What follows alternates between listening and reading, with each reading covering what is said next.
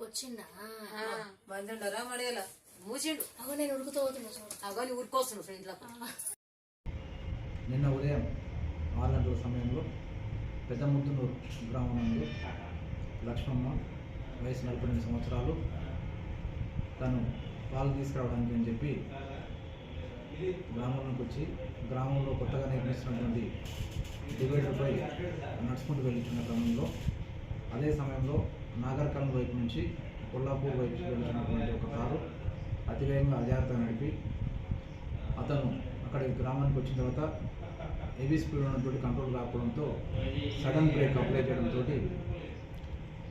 బండి ఏదైతే వెహికల్ ఉందో స్విఫ్ట్ డిజైర్ అది పల్టీలు కొట్టి డివైడర్పై వెళ్తున్నటువంటి లక్ష్మమ్మకు డాష్ చేయడంతో లక్ష్మమ్మకు హెడ్కు మరియు ఇతర బాడీ పార్ట్స్కు గ్రీవియస్ ఇంజరీ కావడంతో ఇమ్మీడియట్లీ ఆమెను మెరుగైన చికిత్స నిమిత్తం హైదరాబాద్కు షిఫ్ట్ చేయగా మార్గ మధ్యలో చనిపోవడం జరిగింది.